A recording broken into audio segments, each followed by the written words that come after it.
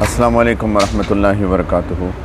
الحمدللہ وکفا وسلام علی عبادہ الذین اصطفیٰ، اما بعد فاعوذ باللہ من الشیطان الرجیم، بسم اللہ الرحمن الرحیم، وما ارسلناک الا رحمۃ للعالمین، سبحان ربک رب العزۃ عما یصفون وسلام علی المرسلین والحمدللہ رب العالمین۔ اللہم صلی علی سیدنا ونبینا محمد وعلی آل سیدنا وحبیبنا محمد وبارک وسلم، ولا حول ولا قوة الا باللہ۔ ہم قاضی ایاد رحمۃ اللہ علیہ کی الشفاء کا مذاکرہ کر رہے ہیں، اور کل ہم نے شروع کیا تھا چیپٹر 2 کا سیکشن 12 باب نمبر 2 کا فصل نمبر 12، اسی کی ہم آگے کنٹینیویشن کریں گے۔ یہ نبی کریم علیہ السلام کے ان کے حلم، ان کی بردباری، ان کی عفو و درگزر کے بارے میں یہ بیان چل رہا ہے۔ تو کل ہم نے بات کی تھی کہ سیدہ عائشہ رضی اللہ تعالی عنہ نے فرمایا کہ نبی کریم صلی اللہ علیہ وسلم نے کبھی بھی کسی زیادتی کا بدلہ نہیں لیا جس کا تعلق آپ کی ذات سے ہو۔ اگر اللہ کی حرمت کا معاملہ ہے تو وہ الگ بات تھا، اور آپ نے کبھی کسی کو اپنے ہاتھ سے نہیں مارا سوائے میدان جنگ میں، اور اپنے کسی خادم یا ازواج مطہرات میں کسی کو نہیں مارا، کبھی کسی پہ ہاتھ نہیں اٹھایا، کسی خادم پر، کسی عورت پر۔ اور میں نے کل بات کی تھی یہیں پہ کہ نہ ہی میرے علم میں کسی بچے پر بھی نہیں اٹھایا ہاتھ، اور یہی سنت ہے، پیار سے، محبت سے معاملات کو حل کیا جائے، نہ کہ مار پیٹ سے۔ ایک دفعہ آپ کی بارگاہ میں ایک ایسا شخص پیش کیا گیا جو آپ کو قتل کرنا چاہتا تھا۔ آپ نے اس سے فرمایا کہ مت ڈرو،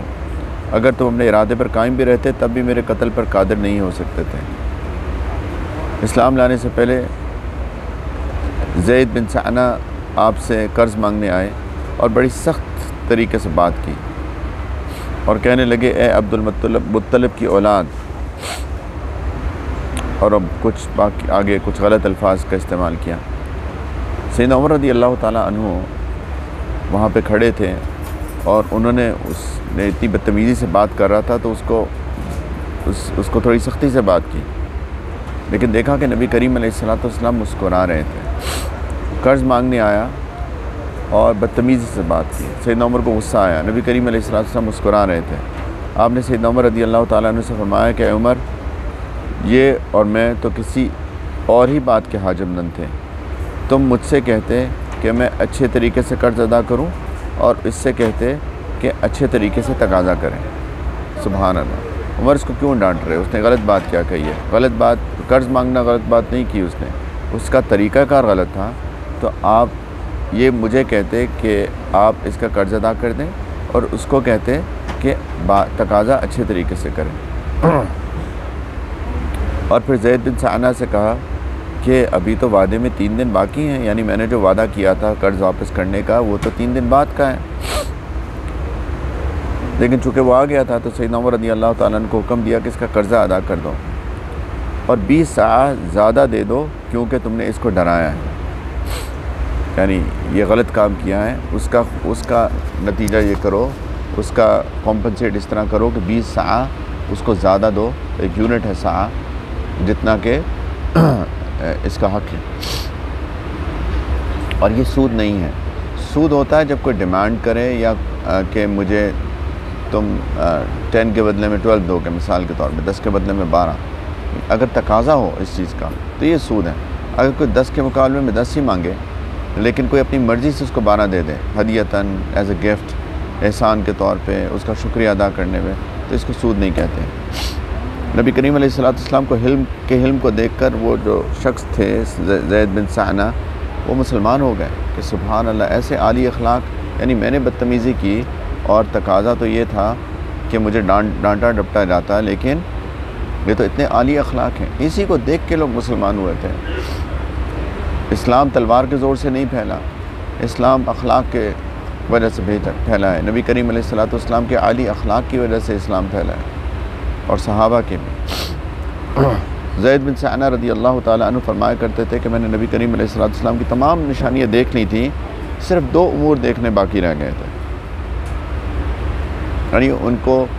علم تھا کہ ایک نبی آئیں گے، آخری نبی، ان کی یہ نشانیاں ہوں گی۔ انہوں نے کہا میں نے ساری نشانیاں دیکھ لی تھیں،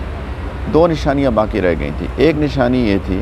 کہ اس نبی کے علم پر جہل غالب نہیں آ سکتا، یعنی ان کا علم کامل ہے، کبھی جہالت کی بات نہیں کریں گے۔ اور دوسری بات یہ کہ ان کے ساتھ جتنا جاہلانہ سلوک ہوگا اتنا ہی ان کے حلم میں اضافہ ہوگا، ان کا امپلس ریاکشن نہیں آئے گا کبھی۔ جتنی زیادہ ان سے بدتمیزی کی جائے گی اتنے ہی زیادہ صبر اور تحمل کا مظاہرہ کریں گے۔ کہتے ہیں میں نے یہ نازیبہ سلوک کر کے آپ کو ان دونوں باتوں میں آزمایا جن پر آپ پورے اترے، یعنی پوری ایک پلاننگ کی کہ کس طریقے سے ان کو کبھی قرض کا مطالبہ تھا تو میں نے آفر کیا، پھر قرض ان کو دے دیا، اور میں نے خود پلاننگ سے کہ میں 3 دن پہلے جاؤں گا، بدتمیزی کروں گا،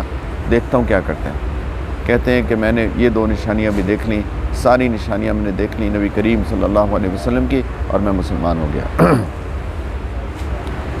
سرور کون و مکان صلی اللہ علیہ وسلم کے حلم، صبر اور عفو کے اس قدر واقعات ہیں جنہیں بیان نہیں کیا جا سکتا۔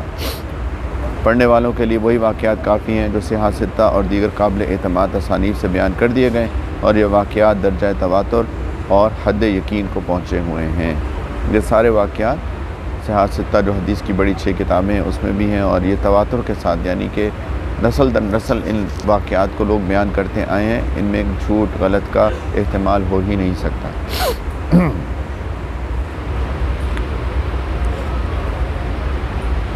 زمانہ جاہلیت میں قریش نے آپ کی ایذار رسانی میں کوئی کسر اٹھا نہیں رکھی تھی، لیکن آپ نے ان حوصلہ شکن تکالیف کے مقابلے میں پورے صبر و تحمل ہی سے کام لیا، یہاں تک کہ اللہ رب العزت نے ان کے مقابلے میں آپ کو فتح سے نوازا اور آپ کے زیر فرمان آ گئے۔ یہاں حالانکہ وہ اپنی قوت و شوکت کے ٹوٹنے اور اپنی چہل پہل کی بربادی کا تصور بھی نہیں کر سکتے تھے۔ کامیاب ہونے پر آپ نے ان ظلم و ستم کرنے والوں کے ساتھ عفو اور درگزر ہی سے کام لیا، اور انہیں مخاطب کر کے دریافت فرمایا کہ بتاؤ میں تمہارے ساتھ کیا سلوک کرنے والا ہوں۔ یعنی اگر آپ مکہ مکرمہ کی تاریخ پڑھیں، 13 سال مکہ مکرمہ کے نبوت کے بعد کتنی زیادہ تکلیف پہنچائی، شہید کیا صحابہ کو، 3 سال کے لیے سوشل بائیکاٹ کیا، 3 سال کو کچھ کھانے پینے کو نہیں تھا، رہنے کو نہیں تھی جگہ پراپر، شیب ابی طالب کے اندر ان کو ان کو جیل بنا دیا اس کو، اور بات نہیں مانی، مذاق اڑایا، اور کیا کیا نہیں کیا۔ تو جب فتح مکہ کے موقع پر سارے مغلوب ہو گئے یہی لوگ جنہوں نے اتنی تکلیف پہنچائی، تو نبی کریم علیہ السلام نے پوچھا کہ میں تمہارے ساتھ کیا سلوک کروں گا آج، اور وہ جانتے تھے اللہ کے رسول صلی اللہ علیہ وسلم کو، گردنیں جھکی ہوئی تھیں، اور کہا کہ ہمیں آپ سے بھلائی کی امید ہے۔ کیا خون کریم ابن اخین کریم، آپ تو بڑے کریم بھائی ہیں، کریم بھائی کے بیٹے ہیں، شریف انسان ہیں، شریف بھائی کے بیٹے ہیں۔ تو آپ نے ارشاد فرمایا میں تم سے وہی کہتا ہوں جو ایسے موقع پر میرے بھائی سیدنا یوسف علیہ السلام نے اپنے بھائیوں سے کہا تھا کہ لا تثریب علیکم اليوم یغفر اللہ لکم وہو ارحم الراحمین، کہ آج تم پہ کوئی ملامت نہیں ہے، کوئی بلیم نہیں ہے تمہارے اوپر، اللہ تمہیں معاف کرے، اور وہ سب معاف کرنے والوں سے زیادہ معاف کرنے والا ہے۔ یعنی یہ جو قرآن میں سیدنا یوسف علیہ السلام نے بھائیوں کے اتنے ظلم و ستم کے بعد ان کو جو بات کہی تھی، وہی نبی کریم علیہ السلام نے کہا میں بھی تم سے ہی کہتا ہوں، سب معاف کیا میں نے، تم نے 13 سال مجھ پہ ظلم و ستم کا پہاڑ توڑا، میں معاف کرتا ہوں۔ سبحان اللہ، یہ ہیں اخلاق نبوت، یہ ہے اسوہ حسنہ، یہ ہے سنت، یہ ہے رول ماڈل۔ اور فرمایا اذهبوا فانتم الطلقاء، چلے جاؤ تم سب آزاد ہو۔ سیدنا انس رضی اللہ تعالیٰ عنہ فرماتے ہیں کہ تنعیم سے 80 آدمی آئے تاکہ صبح کی نماز کے وقت نبی کریم صلی اللہ علیہ وسلم کو شہید کر دیں، سارے کے سارے پکڑے گئے، اور جب بارگاہ رسالت میں پیش کیا تو آپ نے ان سب کو چھوڑ دیا۔ اس وقت اللہ تعالیٰ نے ایک آیت مبارکہ نازل ہوئی کہ هو الذی کف ایدیہم عنکم و ایدیکم عنہم ببطن مکہ من بعد ان اظفرکم علیہم وکان اللہ بما تعملون بصیرا، وہی ہے جس نے ان کے ہاتھ تم سے روک دیے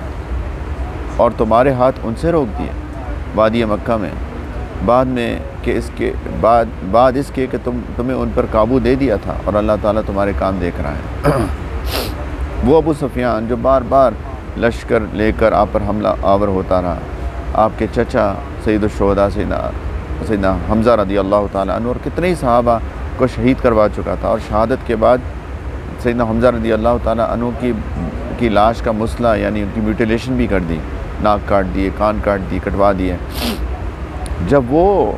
ابو سفیان نبی کریم صلی اللہ علیہ وسلم کے سامنے پیش آئے تو آپ صلی اللہ علیہ وسلم نے ان کو بھی معاف کر دیا۔ اب سوچیں، یہ کوئی چھوٹی باتیں نہیں ہیں، اس کو تھوڑا سا اگر ہم ریفلیکٹ کریں کہ کوئی شخص جو بہت قریبی ہو، اور سیدنا حمزہ رضی اللہ تعالیٰ عنہ نبی کریم صلی اللہ علیہ وسلم کے چچا بھی تھے، ان کے رضائی فوسٹر بردر رضائی بھائی بھی تھے، اور ان کے دوست بھی تھے، ان کے ہم عمر تھے، بچپن سے کھیلے تھے ساتھ، بہت پیار تھا ان کے ساتھ جو کچھ کیا۔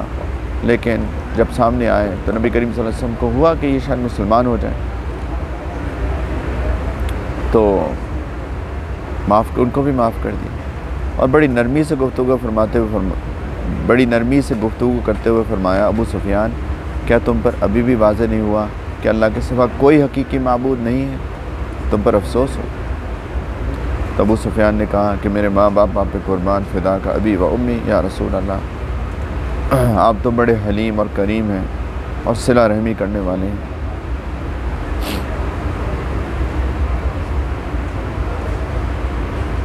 لکھتے ہیں کہ حقیقت ہے کہ لوگوں کے برعکس رسول اللہ صلی اللہ علیہ وسلم بہت کم غصے میں آتے تھے، اور کبھی غصہ آ بھی جاتا تو بہت جلدی مان جاتے تھے۔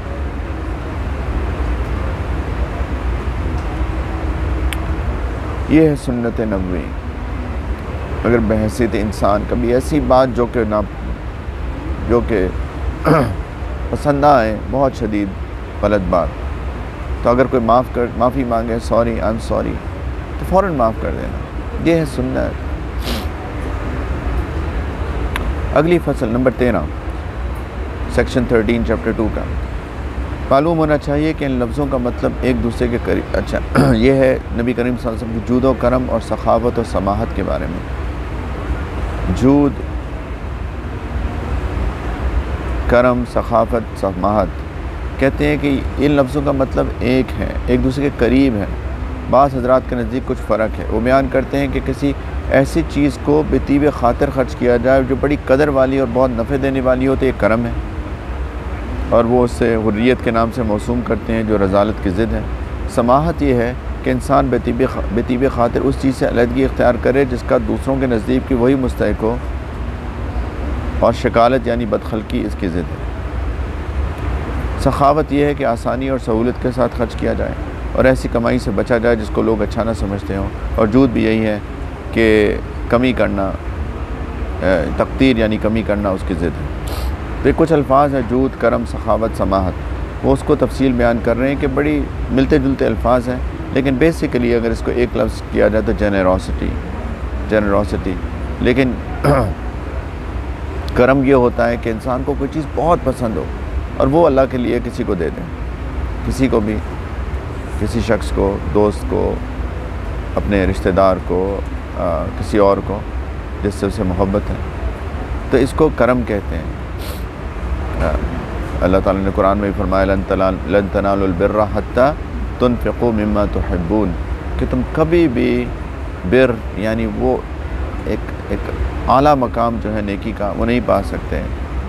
جب تک کہ تم وہ خرچ نہ کرو اللہ کے لیے جو تم کو پسند ہو، جس سے تمہیں محبت ہو، یہ ہے کرم۔ اور سماحت یہ ہے کہ مجھے بھی چاہیے، اس کو بھی چاہیے، تو انسان دوسرے کو دے دیں اور اب خود نہ لیں، یہ سماحت۔ اور سخاوت یہ ہے کہ آسانی اور سہولت کے ساتھ خرچ کیا جائے۔ میرے پاس 1000 ہیں تو میں اس میں سے 100 دے دوں تو آسان ہے، 1000 میں سے 100 دینا کیا مشکل کام ہے، صرف 10% ہے، 10% ہی تو ہے، یہ ہے سخاوت۔ ان خوبیوں کے لحاظ سے دیکھا جائے تب بھی رسول اللہ صلی اللہ علیہ وسلم جیسی دوسری ہستی نظر نہیں آئے گی۔ جس شخص نے بھی آپ کو پہچانا وہی آپ کا مدح خواہ ہو گیا، یعنی جس نے بھی آپ کو پہچانا اور آپ کے اندر یہ خصوصیات دیکھی، کتنے جنرس تھے اللہ کے رسول صلی اللہ علیہ وسلم، تو وہ آپ کی تعریف کیے بغیر نہ رہ سکا۔ قاضی یاد رحمۃ اللہ علیہ لکھتے ہیں کہ ہم سے قاضی سہید ابو الاعلیٰ صدفی رحمۃ اللہ علیہ نے حدیث بیان کی، اور ایک سند سے لکھتے ہیں آخر تک کہ رسول اللہ صلی اللہ علیہ وسلم سے جابر بن عبداللہ رضی اللہ تعالیٰ عنہ کی روایت ہے کہ رسول اللہ صلی اللہ علیہ وسلم سے جس چیز کا سوال کیا گیا آپ نے کبھی نہیں کہا، یہ نہیں کہا نہیں، اور اس کے مثل حضرت سہل بن سعد رضی اللہ تعالیٰ عنہ سے بھی روایت ہے، یعنی اسی طرح سے ایک اور روایت بھی ہے۔ سیدنا عبداللہ بن عباس رضی اللہ تعالیٰ عنہ فرماتے ہیں کہ رسول اللہ صلی اللہ علیہ وسلم کا سخاوت میں جواب نہیں، اور رمضان المبارک میں تو آپ کا دریائے کرم انتہائی طغیانیوں پر آ جاتا تھا، یعنی ویسے ہی بہت جنرس تھے، اور رمضان المبارک میں تو اتنے سخی ہو جاتے تھے کہ جس کا کوئی جواب ہی نہیں، جیسے کہ ایک سمندر کے اندر موجیں آ جاتی ہیں، طغیانی آ جاتی ہے، جیسے سائیکلون آ جاتا ہے، ویسے رمضان المبارک میں نبی کریم علیہ السلام کی سخاوت تھی۔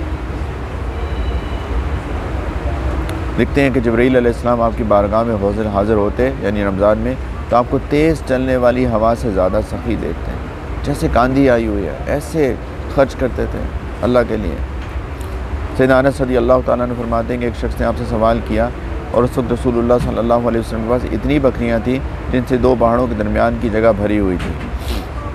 یعنی نبی کریم علیہ السلام کے پاس مال آیا بھی نہیں بھی آیا،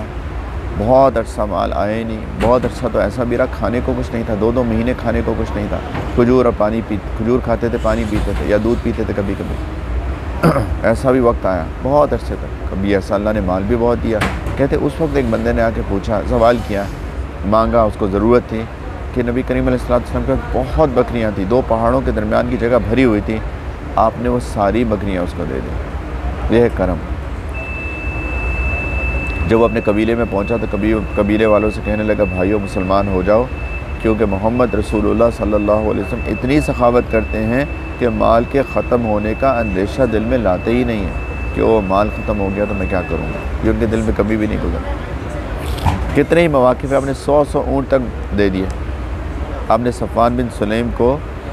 100 اونٹ مرحمت فرمائے، بلکہ اتنی ہی دوسری دفعہ اور اتنی ہی تیسری دفعہ آپ کی سخاوت کا یہ عالم اعلان نبوت سے پہلے بھی تھا، یعنی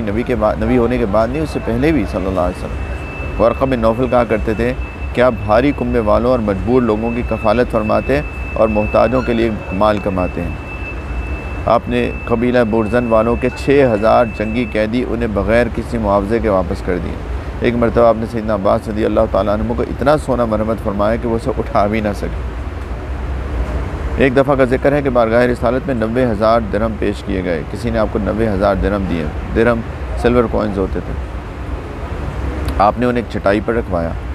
اور تقسیم کرنے لگ گئے۔ کسی نے آپ کو ہدیہ دیا تھا، آپ نے اسی وقت لوگوں کو بانٹنا شروع کر دیا، جو بھی سائل آتا آپ اسے عنایت فرماتے، کسی سائل کو خالی ہاتھ نہ لوٹاتے۔ جب آپ سارے درہم تقسیم فرما چکے تو اس کے بعد ایک اور سائل آ گیا، آپ نے فرمایا کہ تم ہمارے نام پر اپنی ضرورت کی کچھ چیزیں خرید لو، جب کسی جانب سے مال آئے گا تو تمہارے قرضے کی ادائیگی ہم کر دیں گے۔ اب سارے ختم ہو گئے تو ابھی بھی ایک بندہ آ گیا کہ مجھے بھی ضرورت ہے، انہوں نے کہا کہ اب تو ختم ہو گئے میرے پاس، لیکن ایسا کرو تم قرض لے لو کسی سے، اور قرض لے کر تمہاری جو ضرورت ہے وہ لے لو، اور تمہارا قرضہ میں واپس کروں گا۔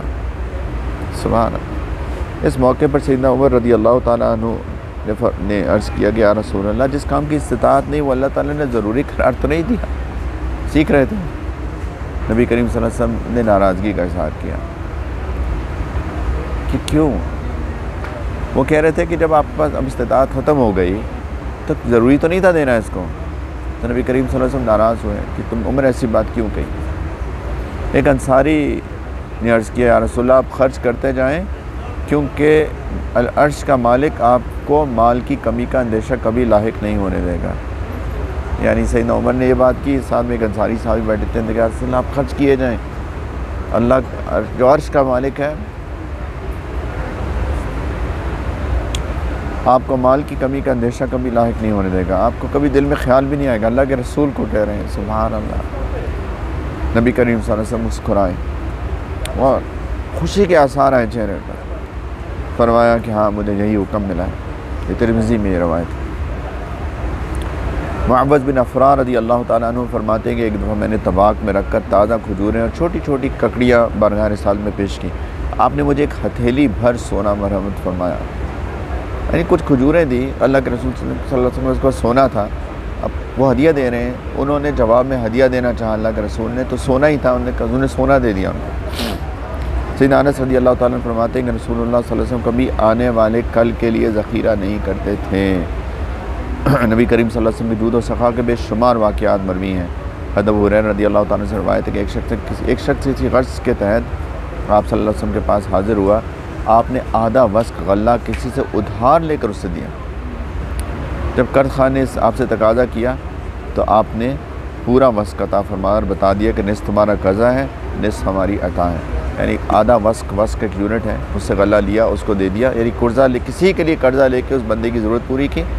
اور جس سے قرضہ لیا اسے آدھا وسق نہیں آتا، اس کو ایک وسق دیا اور کہا کہ آدھا تو تمہارا قرضہ واپس کر رہا ہوں، آدھا میرا گفٹ ہے تمہارے لیے کہ تم نے مجھے قرضہ دیا وقت پہ، یہ میرا